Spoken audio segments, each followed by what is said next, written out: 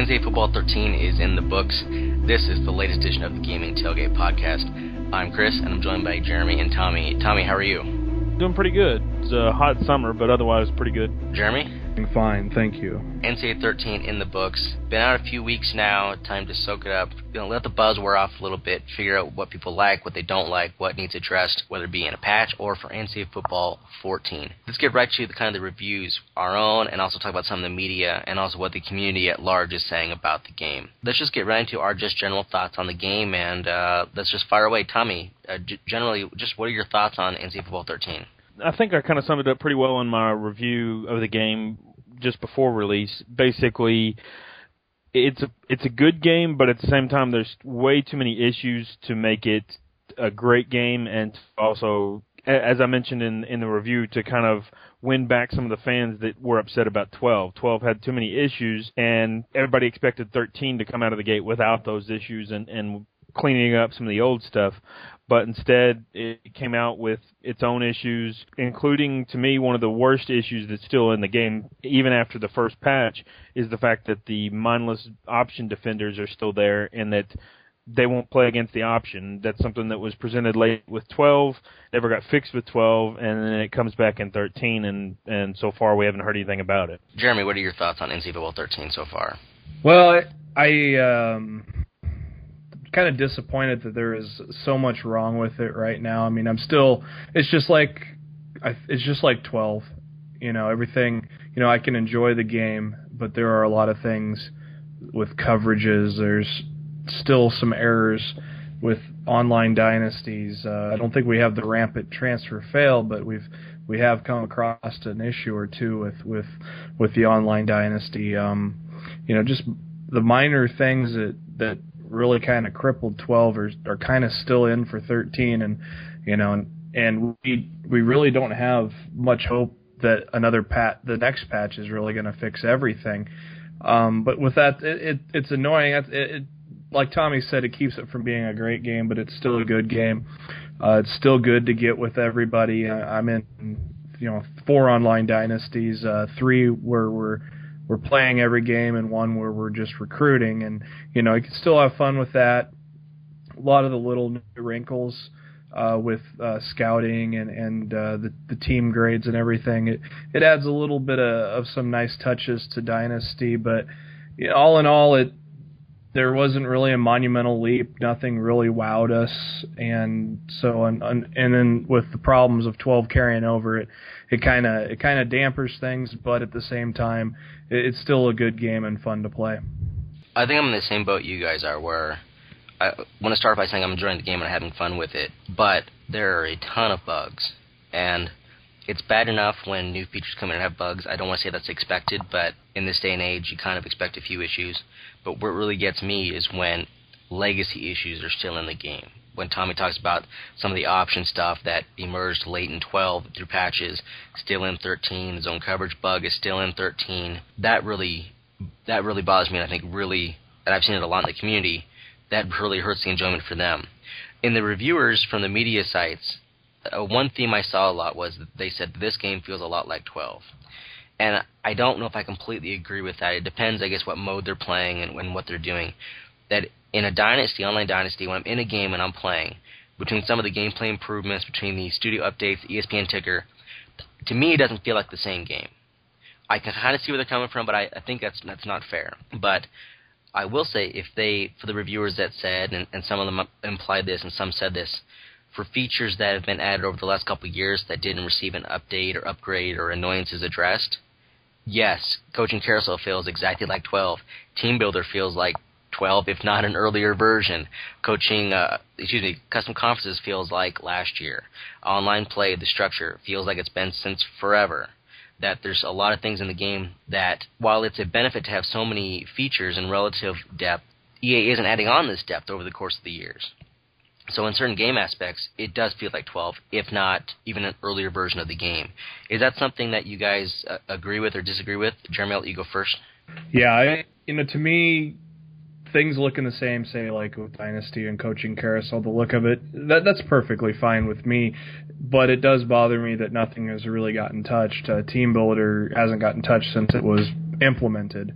back in, I believe it was 10, and it just like one reviewer, I can't remember which site it was, but they said this framework has been around for too long, and it's kind of run its course. It's time for a change. It's time to really freshen things up. And the look and feel, I mean, we got an ESPN theme, so we're not really going to change a whole lot there. Maybe the menus, that doesn't really bother me at all. It's just the fact that nothing is getting built upon, and that's why the reviewers, their main thing is when they're looking at the game, it feels like the same game because the framework is that way. But as for the presentation, I don't think that's where they're getting at. I think it's the core framework of everything. It's just been the same for too long. Well, I think there's a lot of different points that need to be made here. For one, most of these reviewers probably play the game, right around the time that it's released, pre-released, just to review the game. They may play a little bit throughout the year, but I bet most likely, if at best, they'll play it at release and then play it around national championship time, maybe a little bit in between. So for them, that the people that don't play the game yearly from July to June, then those people, it's definitely going to feel like a very similar game. To me, I'm one that I do play it from July to June, and to me, 13 does feel like a new game as far as the gameplay aspects and everything go. It's just a matter of there's small nuances that make changes, and there's no brand new mechanics or anything like that really are revolutionary.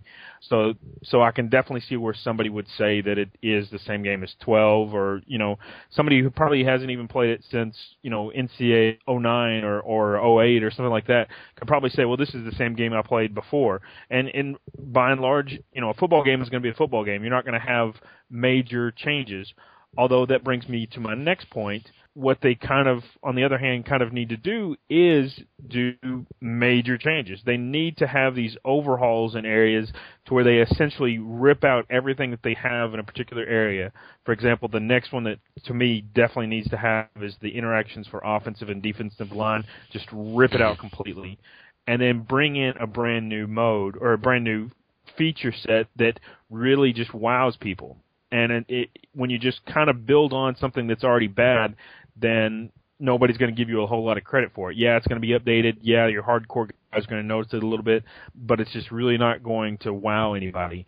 And I think that's what Madden did this year with the connected careers. It really is a rip it out and recreate it, and that's why some of the features were lost in transition. But that's kind of what you have to do. Take a step back in order to take steps forward. I'm not going to give too much credit for the new physics engine because I haven't had hands-on time with it myself, but everything I've heard people say is it's just new animations for the same old gameplay. We'll have to see what happens when Madden comes out at the end of this month, but at the same time, it's one of those things that they really do need to do. That sort of thing is just rip out and bring back fresh in order to really get credit for making this an innovative game. Yeah, and then another thing is with NHL. I mean, a lot of people didn't really have a lot to talk about with NHL, and then they came out with their own kind of connected careers thing where you could essentially be playing in a league with 750 other guys, and that's just something that's unheard of. And then there's just so many new possibilities that you can build upon that. You can either play with your buddies on the same team, or you each take a team. You take on random guys from the nation. There was just so many brand new dynamics that they added with that, and it's that dynamic that really lacked with NCAA, because the big thing that they were pushing this year was Heisman Challenge, but to the casual and the hardcore guy, it just looks like a rehash of Road to Glory. That's something that's a good point. Both points are really good there, Jeremy. The first one being NCAA Football kind of started this with Online Dynasty. That was kind of what started this. It was really a shock and really just a great feature when it came out, and it really hasn't built on that much in that time. Whereas now we've seen Madden with connected careers, NHL with their, I believe GM Connect is what they're calling it, something like that, with 750 guys. Madden's going to let you either be a player or a coach or wherever you want to be in their connected careers. Whereas NCAA Football, hasn't even taken the next step to kind of get to connected careers. I think, and maybe I'm wrong here, but it feels like online team play in Madden, getting that technology, the focus to go in and redo Superstar mode and then get rid of that and make it part of connected careers showed kind of the evolution that Madden took.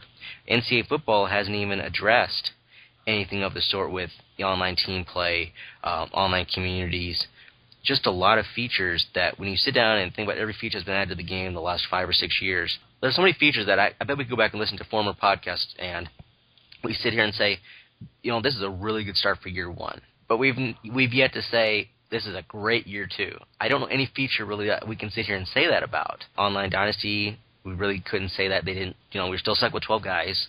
Just the structure is very, very similar. The coaching carousel, nothing really added there. Dynamic pitches in the recruiting, I think is a big help, but that's not a head turner, and that's really what kind of the franchise needs. Where I can see where a lot of these reviewers say it feels the same. I don't agree with it completely, but I do see where they're coming from. And like you said, Tommy, I would guess most of these guys don't play an online dynasty, so they're not going to see, or even a dynasty period. So they're probably not going to see most of that ESPN stuff. And if you're not playing that, then I can really see then where, maybe this is why they say it feels the same or plays the same, because they're missing out on so much of what has been added is getting overlooked. Let's go to your second. Go ahead, Tom. I was going to say, you brought up a good point, kind of along the same lines, is that there are still features that Madden introduced years ago that NCAA hasn't even sniffed on. Online team play, being able to assign a specific defensive player to an offensive receiver. Mm-hmm. There's countless numbers. I could go on and on about all these features that Madden has, online communities, different things like that NCAA hasn't even begun to add. And so not only are you missing out on those, you're missing out on the wow features. You've got all these legacy bugs. It's just kind of a small, step forward each year when at the same time you're leaving all of this stuff behind that you really should have brought up with you. I mean, it's unfortunate because the game is enjoyable, but at the same time, until you make it something that just really is a clean, not only a clean product free of bugs, or minimal bugs at least, but then as well it has this big feature set. Until you do that, you're not going to break out of that college guy that plays in his dorm room or whatever. You're going to be stuck with the group of guys that you kind of have and adding a few here and there. I would be interested in knowing, and I believe Madden had put this out or some media site had said that on average, and I'd have to look it up, so I'm going to paraphrase the number here, but in Madden, at least if I remember correctly, they say that the user typically only buys at Madden once every 3 years. And I have to guess NCAA Football probably in that same ballpark. Granted, I assume that college fans might be a little more loyal, might get it each year, but I assume overall with the casual people, it's probably a similar number. It seems like it might be a self-fulfilling prophecy. EA thinks they need to add, something relatively flashy like a Heisman Challenge, which we'll get to next. In my opinion, has been received a little more kindly than I thought it would. So they add in flashy features such as that. But when they don't address or add on to some of these other features, you kind of can see why somebody might not want to buy it every year. Because I've always said, no matter what the feature is, it's probably somebody's favorite. So if you're a big fan of Coaching Carousel, and say you're a casual guy who, $60 doesn't come easy, so you decide, okay, this year I'm going to buy it. So you buy NCAA Football 12, you get Coaching Carousel, you and your buddies, you like it, but you're like, boy, I wish they'd, do a few things different. 13 comes out, you follow the news, and nothing changes in Carousel. Well, guess what group of guys are going to say, let's just stick with 12. Why? And the same with the team builder community, same with the online community. Again, on and on. It becomes is it a cycle? Is it a vicious cycle EA feeds into? Like you said, the group of guys, they see nothing has happened with Carousel, and there's just a plethora of things that you could do with the mode. You add in quarterback coaches, special team coaches, all the little coaches to where you can truly build up from just a kind of almost like a graduate assistant and then work your way up to a head coach someday. There's just so many different things you could add, and to see it not even get touched, that group of guys is just they're gonna say, well, we got a nice dynasty here, we're in year 8, whatever. Well, let's just keep playing this until they shut the server down for 12. Then we'll have to go buy the new one. Oh, I absolutely agree with both of y'all. I mean, it's one of those things that, EA can look at the analytics and say this, that, or the other because of this information. But at the same time, when you drive kind of drive people to that conclusion already, then it's pretty much a foregone conclusion. It's one of those things that, I buy it every year, I play it every year, I play it a lot every year, but you're not going to get everybody to be able to be of that mindset. You've got to find something that really pushes and says, hey, this new game is awesome, let's go buy it or whatever. Things that games like Call of Duty and other things like that, no, they're not remarkably different from year to year as far as obviously all you're doing is you're shooting guys, and you've got a storyline.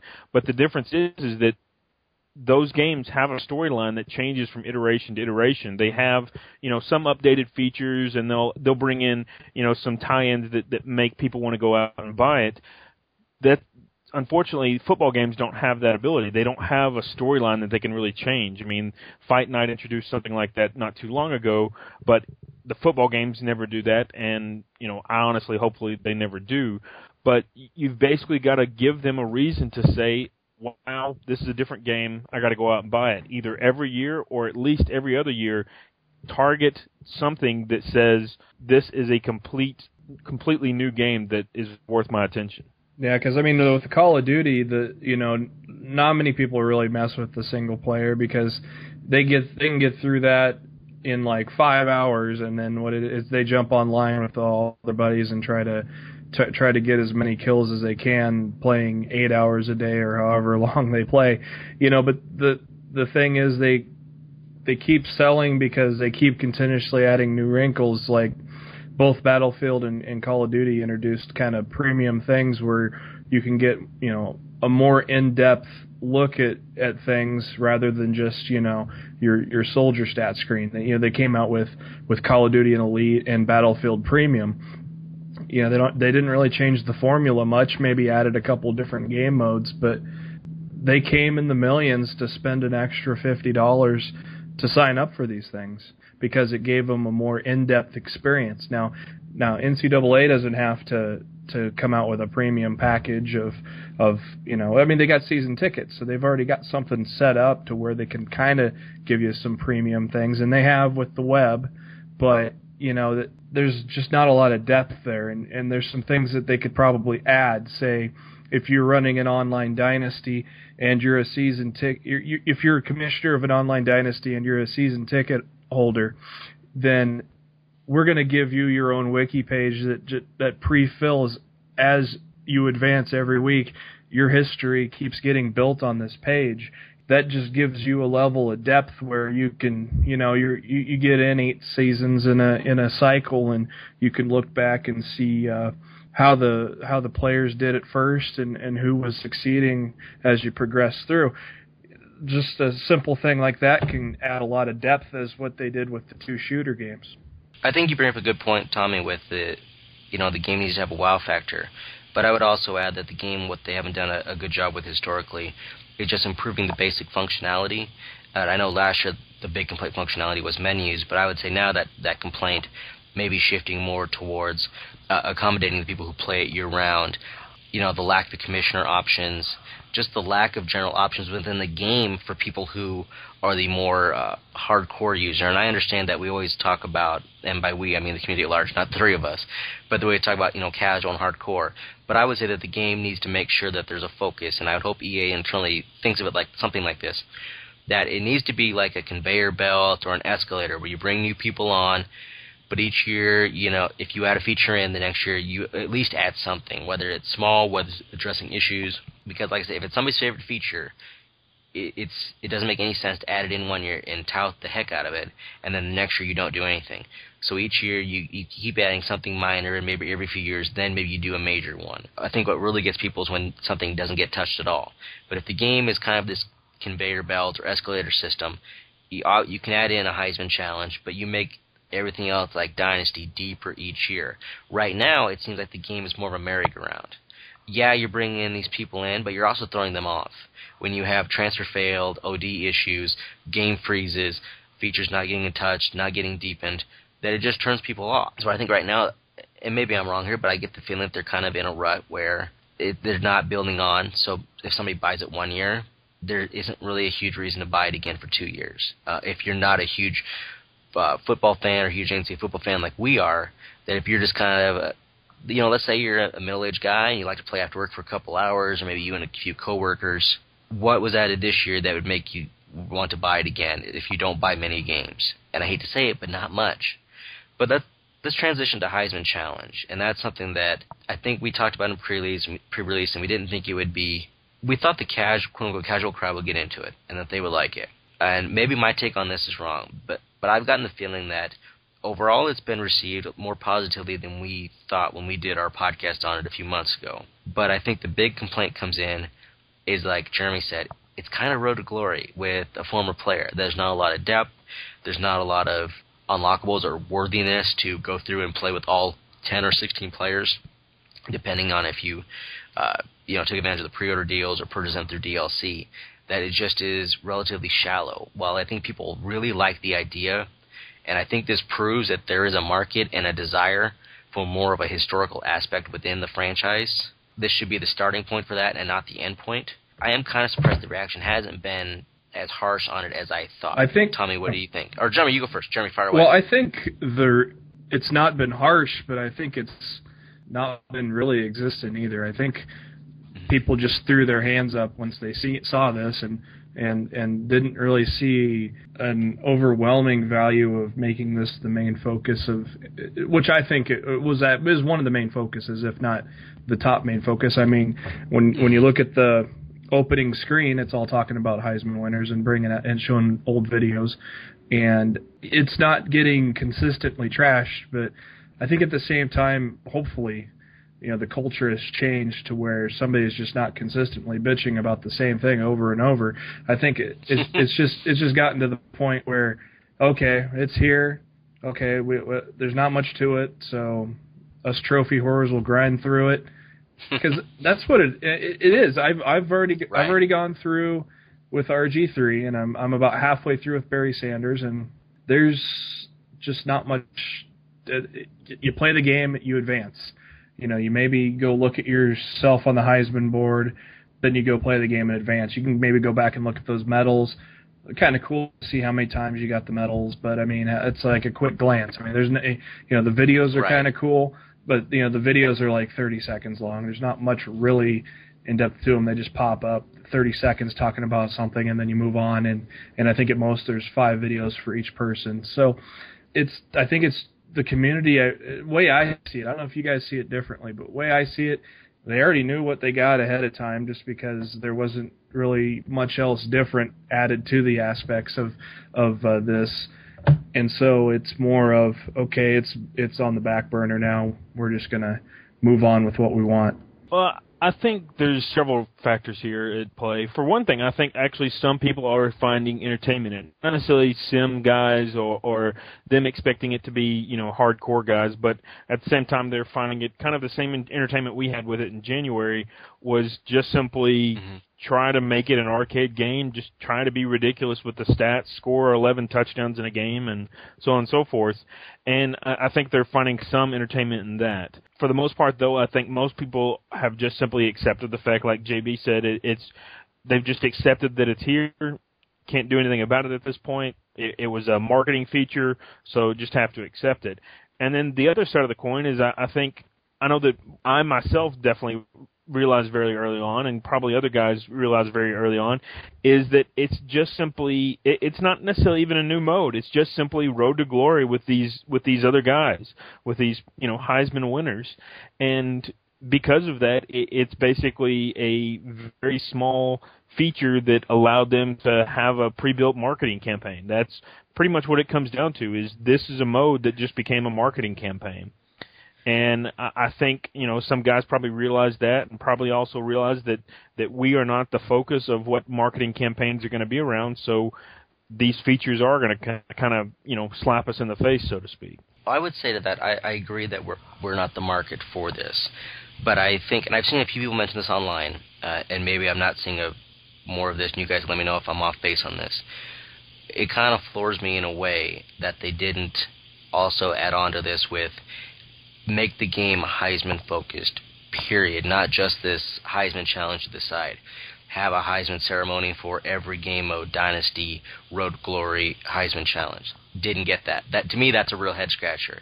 Then you go into the game, and maybe the Heisman watch list starts the year with 10 guys and then gets pared to 5, so more players and users feel like they have a shot. Perhaps you have commentators reference Heisman contenders who are playing in the game. Just minor things. If you're going to add something like this, at least try to put something related to Heisman for the quote-unquote hardcore guys who play Dynasty. I mean, this is really kind of off by itself, and that's where, to me, any feature that's added, if there's a possibility for kind of a thread of that to go incorporated into other modes, you take advantage of it. And to me, it seems like they didn't do that. And the no ceremony is the one that, and I know that's not the difference between a 80 Metacritic and a 90. I'm not saying that. But when you have the Heisman Trophy on the cover of your game and 2 former Heisman winners, I don't know how you can put that on there and not have a ceremony in the game. Absolutely. I mean, it's one of those other things that, again, taking things to the next level and showing that, dedicating this year to making it a great game. I mean, whether it's adding the Heisman, trophy celebration or, any number of different things. It's like when NBA 2K brought in the Legends mode, they didn't just simply tack this on top of, an existing mode. To my understanding, granted, I've never played it, so I can't say firsthand, but to my understanding, they basically created a Legends mode where you replayed old games to where you kind of relive the experiences that are built around these legends. And then they also brought in not only the legends that but then also some of the other players that were surrounded by these legends. The Bill Paxtons and the Steve Kerrs, players that aren't going to garner attention themselves, but at the same time, they're going to make this a true experience and make it, a very fully fleshed out mode. That's one of those things I think where not having real players or a license hurts them. Jeremy, you've played Heisman Challenge a little bit. Let me give you an idea here, and you tell me if this would add a little bit to the mode. I know it's not going to, like I said, be a huge Metacritic bump. One thing I thought playing the mode, it would have been so cool if you put your winner on his team. So Barry Sanders, you've been in Oklahoma State. Perhaps you give the uniform option for the 88 Oklahoma State roster. Whatever they wore in 88, that's an option if you put Barry on that team. That way, you can play the games in the 88 uniforms. I would have to imagine out there, if that were possible, it would really spur some young, hungry roster editor to go in there, take the base roster that somebody else, like Big Y or somebody else has created or Fairdale Kings has created, go in there and make the entire 1988 Oklahoma State roster. Because now in his world, he can say, okay, EA says I can put Barry Sanders on Oklahoma State today. Well, I'm going to make it so I can take Oklahoma State from 88, the entire team, and put them against the real world today. I would have to think that more tie-ins like that, maybe old school logos from Oklahoma State when you're in that mode, for example. Just some minor things like that I would have to think would go a ways, and maybe you make those unis unlockable for beating it with Barry Sanders. I know it's minor and doesn't amount to a hill of beans, but I would have to think something minor along those lines would add a lot. Well, if you maybe condense down the number of people that were in the Heisman Challenge, maybe knock it down to 4 or 6. Take what you said about a guy that has the ability to edit the 88 team, but instead of just having it a one-off season trying to go for the Heisman, I say make a career out of it. That's a good idea. Have it where you're passing the torch from Barry Sanders to Thurman Thomas. And you're taking control of Thurman Thomas now, in the first year after Barry leaves and gets the Heisman, you still continue, bring those old elements back. I mean, NBA 2K did a great thing with, I think it was Bill Russell's, where everything was black and white and grainy. They had a nice little filter on it, so you had a little, so you could have maybe a kind of a Technicolor kind of look for the early 80s, mid-80s teams. And on top of that, you got the ability to edit a whole different time period, and you can go out and relive those days. The Big 8 with Oklahoma State, and it's you still got the Southwestern Athletic Conference in there. Things like that. Something like that would have really made a kind of a Heisman Challenge really stand out and because it would have a lot of depth. You're going through multiple seasons. You're basically traveling back in time, and you got the old Big 8 logo flashing as you got Oklahoma State and Nebraska playing. Yeah, I think you make excellent points. Instead of making it all of this large number of Heisman guys, focus on 3, 4, 5, whatever. Have just recreate that 1 year with their schedule. Don't necessarily have to get, licenses for the other players, but just simply, kind of create generic guys that kind of fill the roster for you and have their actual schedule from that year that they won the Heisman, have their correct uniforms, like you said, a presentation aspect that makes it look like 1988 television, and also equipment, the equipment of the players to make it look like they are back in 1988. And then on top of that, make these players truly represent the players that they're representing. For that matter, like they basically said themselves, all of these players is just simply juiced up versions of other players. You don't have the actual Barry Sanders running style. You just simply tacked him on top of a speedy running back and then juiced him up. That kind of just is, to me, just shows that, again, this is just a tacked-on mode. They didn't go through and make these players look or feel individual.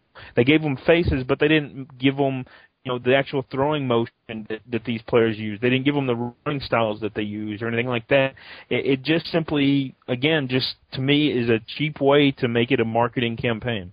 So the game is sitting at an 81 and 76 Metacritic right now. EA has said that 90 or higher is their goal for everything. So granted, if you put this average together, it's not the highest in the world, and it's not near that 90 bar that they came relatively close back with NCAA Football 11. They had an 86. I think a couple of late reviews knocked it down, although it was pretty close. 12 and 13 now in that low 80 range. What happens here? I know we're not on the inside, and this is all speculation and guess. Is this a wake-up call? Is this maybe they have bigger plans for 14 that this was just biding time for? But what do you think happens here, Jeremy? With all the problems that 12 had out of the gate, we thought maybe that was biding time for 13, and we were kind of wrong there. So we got to go through the same thing again. We're thinking this is biding time for 14 because with the new Infinity engine, and hopefully they actually take a look at some team builder and carousel things. But those are just things that we should expect. On top of that, we got to have something unknown that we're given, that's going to completely wow us. Something that's really, honestly, it's lacked since Online Dynasty. We haven't had anything that's really completely wowed us yet, and we've just gotten things that have been added on and then never touched again. And so we kind of thought, okay, well, maybe 13 is going to be the year, and it's kind of stumbled out of the gate as well with all the bugs and such, and really not a key trigger to say this is what made NCAA Football 13.